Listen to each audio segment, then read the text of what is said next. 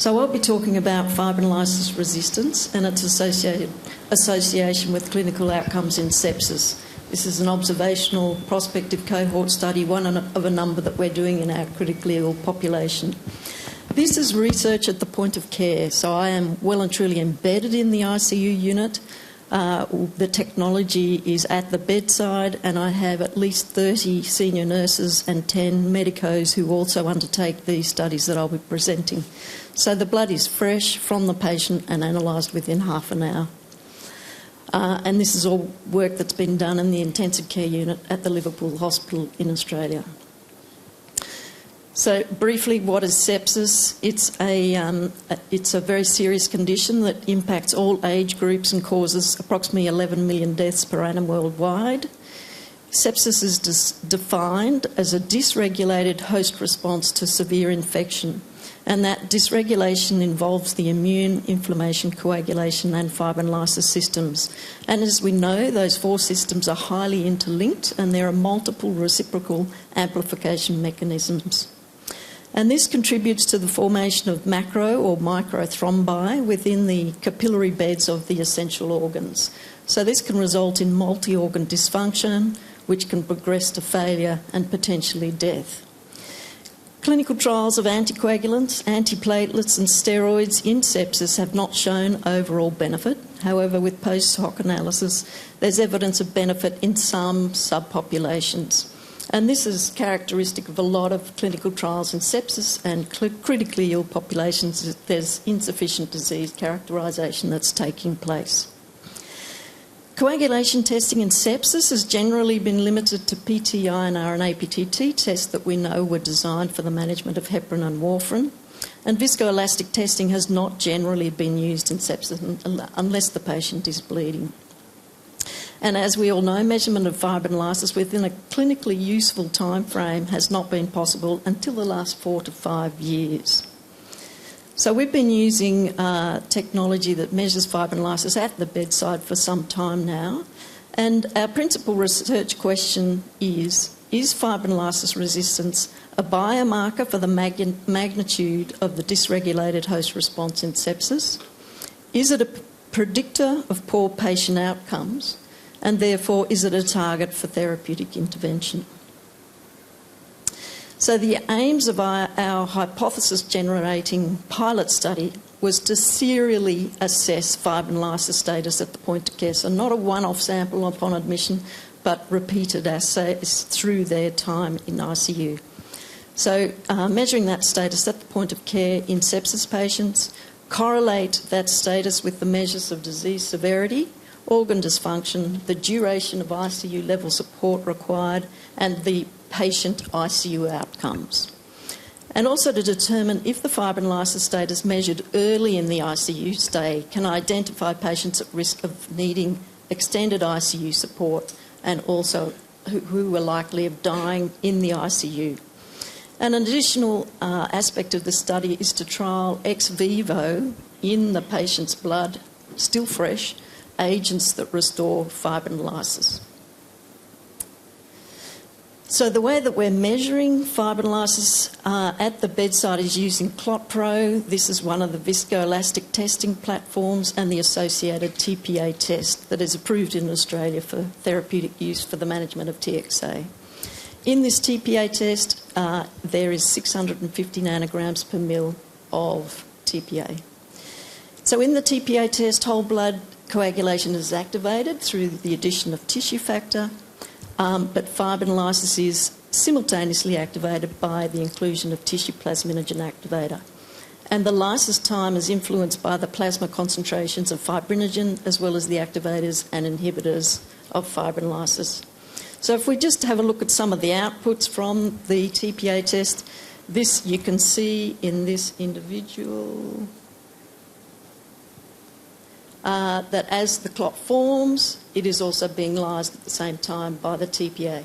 So the maximum clot firmness is this point here, and the lysis time is the time taken in seconds for 50% of that maximum clot firmness to be lysed. So the lysis time is indicated in the red box up there, so it's 227 seconds in this individual. In the middle, we have a patient with fibrinolysis resistance, so you can see that the maximum clot firmness is increased and the lysis time is extended. So the lysis time in this individual is 540 seconds. And on the right, we have a patient who is in total shutdown, so no lysis occurs. So this is a sepsis patient. They have not received TXA, but this is exactly the sort of profile you get when you measure do the TPA assay in someone who has received TXA. So for the purposes of our study, we have categorised 3 groups of fibrinolysis resistance. So mild fibrinolysis resistance is a lysis time less than 300 seconds, moderate fibrinolysis resistance between 301 and 1,000 seconds, and severe fibrinolysis resistance, a lysis time greater than 1,000 seconds. So this is the distribution of the lysis time in those 3 fibrinolysis states and compared to historical healthy controls from our group. So as you can see in healthy individuals, the fibrinolysis is very tightly regulated. This is our mild fibrinolysis resistance group, so you can see that they are mildly elevated above the historical controls. This is the moderate fibrinolysis resistance, and this is the severe fibrinolysis resistance. These are the numbers in the groups down here. So you can see that 19 of these individuals are in total shutdown with these 2 patients heading up that direction. So if we just look at the patient characteristics between these 3 fibrinolysis resistance groups, so you can see that there's no significant difference between the 3 groups in the age, the gender, the anthropomorphic measures, as well as the chronic diseases. There's no difference there between those 3 fibrinolysis state groups. However, where they do differ, and when you look at the severe fibrinolysis resistance group, you can see that they differ in the Apache 3 score. This is a measure of disease severity and the likely mortality within the intensive care unit. The sequential organ failure assessment score, as well as the sepsis-induced coagulopathy score. So these 3 parameters are significantly elevated in that severe fibrinolysis resistant group. Comparing the pathology between the 3 groups, you can see that the moderate fibrinolysis resistant group actually has the highest white cell count. The CRP, the measure of inflammation, C-reactive protein, is similarly elevated between the moderate and severe fibrinolysis resistant group. The severe fibrinolysis resistant group has higher bilirubin, indicative of liver dysfunction, lactate, so an indication of tissue hypoperfusion. Albumin is similarly reduced in the moderate and severe fibrinolysis group. The X-test CT is the most prolonged in the severe fibrinolysis resistant group, indicating a level of plasma factor consumption. But interestingly, that the moderate fibrinolysis resistant group has the greatest clot amplitudes, and this is predominantly due to increased fibrinogen levels in this group. We don't measure fibrinogen levels routinely, but that FIB test does reflect plasma fibrinogen. When we look at the platelet count also, it was the moderate fibrinolysis resistant group that had the highest levels, not that they're above normal levels anyway. These other 2 groups had lower levels. I should point out that we did include neutropenic sepsis and thrombocytopenic patients in this study because they do come through regularly and we didn't want to exclude these patients. The source of infection was not significantly different between the groups, although there was a trend for a higher incidence of abdominal infection in the severe fibrinolysis resistance group. Consistent with the higher disease severity score and organ dysfunction, there was a higher need for dialysis in the severe fibrinolysis resistance group, as well as therapeutic steroids, which are started because of vasoplegia, so to assist the cardiovascular system. And when we look at the ICU outcomes, you can see that there's a stepwise increase in the percentage of deaths between the fibrinolysis resistant groups, with 10% in the mild, 17% in the moderate, but a very significant 43% in the severe fibrinolysis resistant group.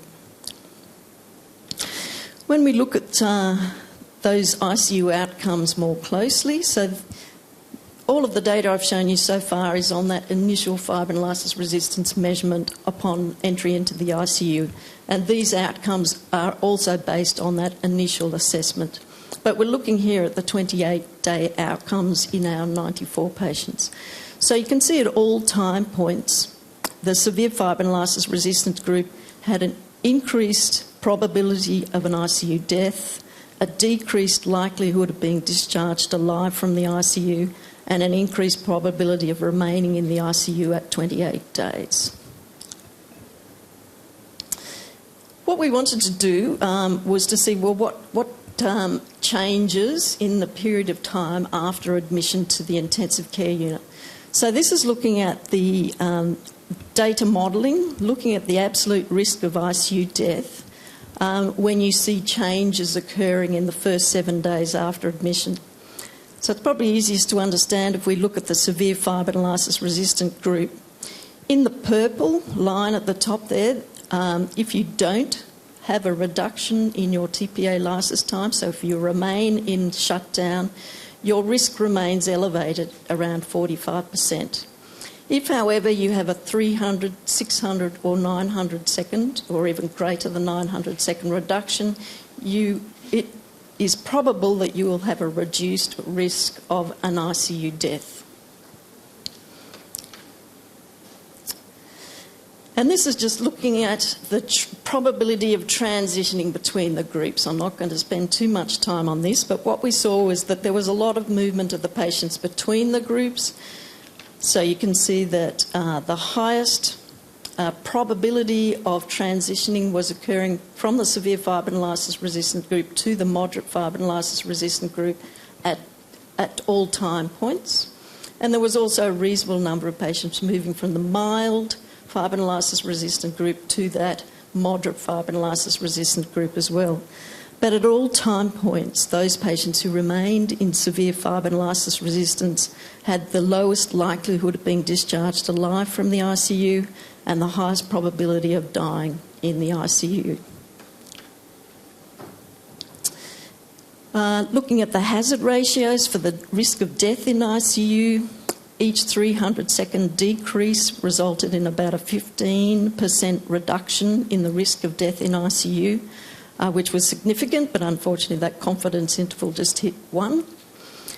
When we compared the hazard ratios between the mild, using the mild group as a reference group, compared to the moderate and severe, you can see that the severe fibrinolysis resistant group had a 10 times increased risk of death in the ICU compared to the mild fibrinolysis resistant group, which was significant.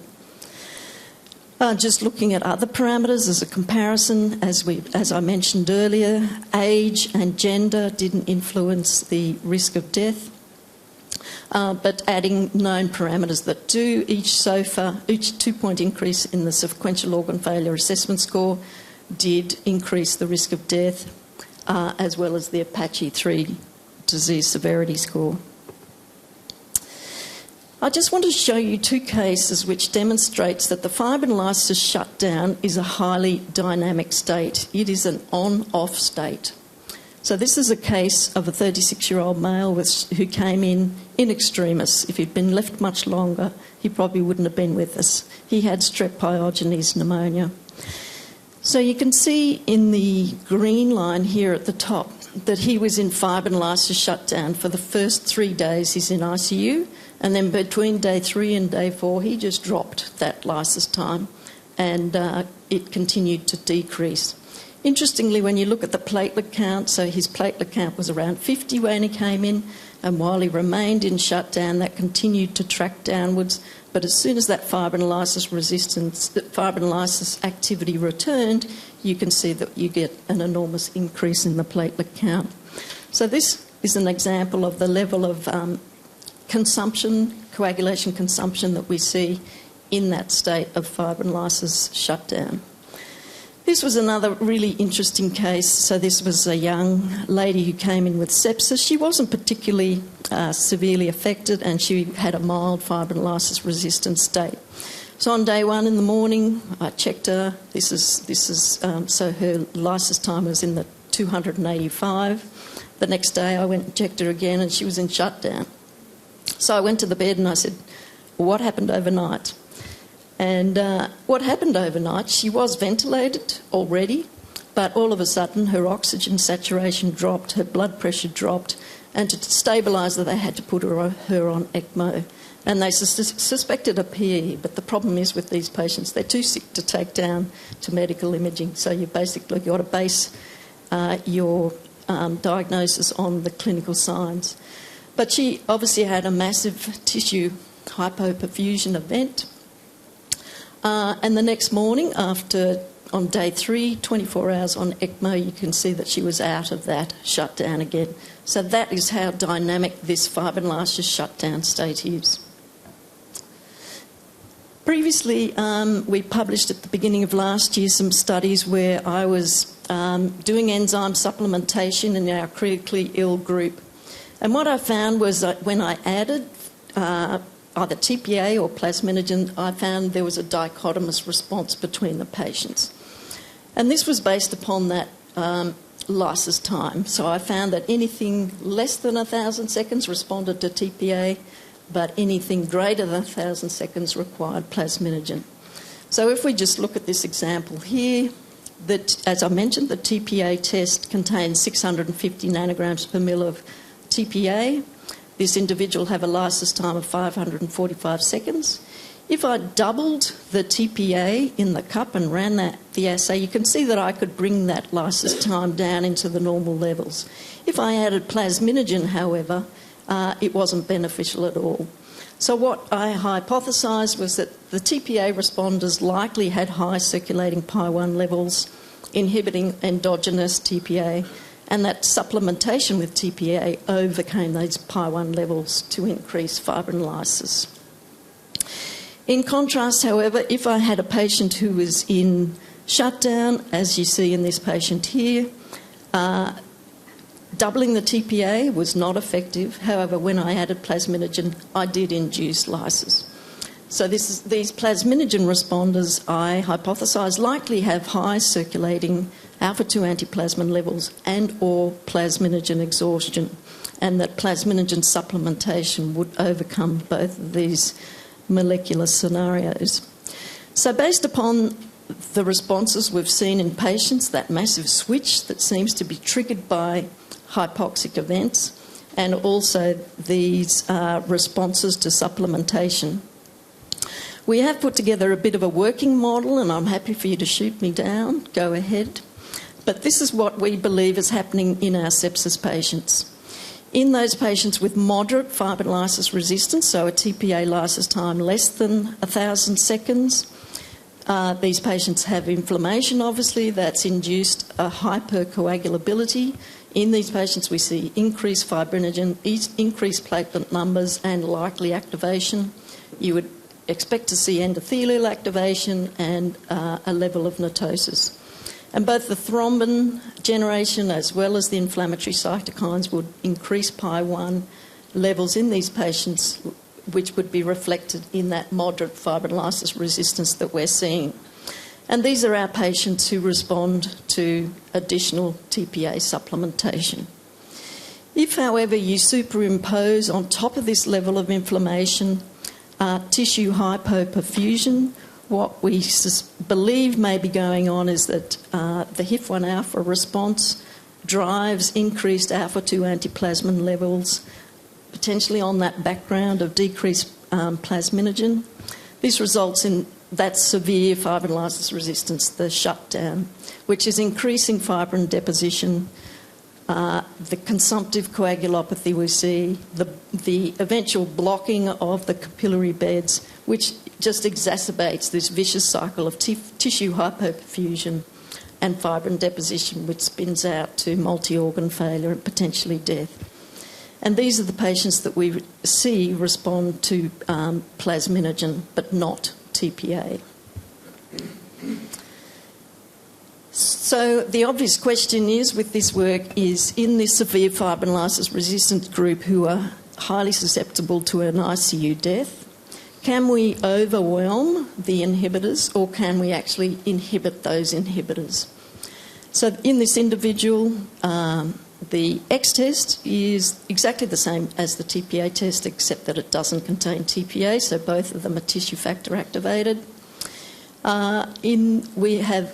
I have added twice the TPA, as I've mentioned previously, and in a patient with shutdown, as usual, we don't expect to see any result. I have been trialling urokinase to see what impact it has. It was ineffective in this patient. I have also tried a PI1 inhibitor, tiplaxtenin, and it's ineffective in this shutdown situation. When I add plasminogen, as I have done previously, you can see that that was effective in inducing lysis. But we've also been trying Ruby's alpha-2 antiplasmin inhibitor, and you can see that it was effective, if not a little more so than the plasminogen, in normalising the fibrinolysis in this individual. However, if I add that alpha-2 antiplasmin inhibitor to the assay without TPA added, you can see that it was ineffective. So potentially, if we were to use this as a therapeutic, it may need to be given in concert with TPA. But this is in a cup. You never know what is happening in vivo. So just to summarise, this is an interim summary. These studies are still going on. In blue, we've got patients who have a TPA lysis time less than 1,000. In red, we've got patients with a TPA lysis time greater than 1,000. And I'm looking at both the maximum clot firmness, so the amplitude of the clot, as well as the lysis time. So we've got 2 times TPA here, and as you can see, in individuals who have a lysis time less than 1,000, you can see it's quite effective, but less so in those patients with a lysis time greater than 1,000. Tiplaxtenin was all over the place and not really beneficial in either. That's the PI1 inhibitor. Plasminogen, as I mentioned previously, seems to work very well in patients who have a lysis time greater than 1,000, but less so in those patients who have a lysis time less than 1,000. However, Ruby's alpha-2 antiplasmin inhibitor seems to be quite effective in both those populations, reducing the maximum clot firmness, but also the lysis time. So this work will continue, recruiting patients, but also doing those exploratory tests to determine the responses in the relationship to the baseline lysis time as well as the clot profile. We'll also be adding DNAs and activated protein C, so we're just trialling a lot of agents in these assays to see what works and what doesn't. Rob and Cherry are going to be quantifying the fibrinolysis proteins and their products in patient plasma so that we can correlate all of what we're seeing with the technology at the bedside with the standard laboratory assays. We're also very keen to do Olink proteomic analysis of the plasma samples to see what is driving that shutdown response. Is it hypoxia? Is it markers of coagulation, inflammation, endothelial activation? Are there immune regulatory proteins that are preventing that state? So that will be really interesting to see what is going on in these patients. And obviously our end goal is to conduct clinical trials of compounds that reverse fibrinolysis resistance and to determine whether this impacts upon the patient outcomes. We have previously shown that using the same technology, we can actually monitor fibrinolysis modifiers in vivo. So this is a patient who received an alteplase infusion. It was 25 milligrams in the first 2 hours and then 1 milligram per hour for the subsequent 22 hours. We repeated the TPA test through this time, and you can see that we were able to detect a downward trend in that lysis time, and when we ceased the infusion, you could see that that level ticked up. This was a study that had to go on hold, unfortunately, with the lack of alteplase, but hopefully we'll recommence this soon. So to conclude, the measurement of TPA lysis time using viscoelastic testing and a dose of 650 nanograms per mil in sepsis identified 3 fibrinolysis resistant groups that were distinguished by the degree of inflammation, coagulopathy, the severity of disease and the ICU outcomes. So severe fibrinolysis resistance is associated with a consumptive haematology profile, multi-organ failure and ICU death. Transitioning between those fibrinolysis states is frequently observed, and thus repeat monitoring of TPA lysis time is essential for monitoring patient progress. And fibrinolysis restoration can be achieved ex vivo, obviously at this stage, through manipulation of the TPA pi1 and the plasmin and alpha-2 antiplasmin balance. And we have demonstrated that close monitoring of the in vivo effect of fibrinolysis modifiers can be undertaken with the same technology that we're using to measure fibrinolysis state. So back to the research questions. Yes, fibrinolysis resistance is a biomarker for the magnitude of the dysregulated host response. Yes, it is a predictor of poor patient outcomes in sepsis, and therefore we believe it is a target for therapeutic intervention. But it's only through clinical trials that we will find out, is fibrinolysis resistance the cause of multi-organ failure and death, or is it merely a biomarker for a bystander process? However, using point-of-care TPA vet, we're able to enrich the trial population and personalise the intervention dose. Thus, we're optimising any treatment effect, and we're also limiting the adverse events that may occur in these patients. So I'd just like to acknowledge Professor Anders Annemann, the senior intensivist with whom I work and the ICU research director at Liverpool Hospital, Steve Frost, who's an epidemiologist who's done all this modelling of the data at Wollongong Uni, and he's also an ICU RN, which gives incredible insight. And David Rabellini, who's sitting here in the audience, who's our haematologist, who we consult regularly on all of these concepts. I'd also like to acknowledge Ruby, who's obviously trusted us with her alpha-2 antiplasmin inhibitor, as well as Rob and Cherry, who are our collaborators in crime on this project, and will be helping us out with a lot of the understanding the molecular aspects. But as I mentioned, we have a lot of staff involved in this project, especially the nursing staff who are so excited about being involved in this project and love playing the scientist on the machine, and without them we wouldn't have this data set. And I'd just like to acknowledge the funding source, which has predominantly been from the Liverpool ICU research account, but fortunately we managed to get an NHMRC Ideas grant to fund this work going forward. So thank you very much.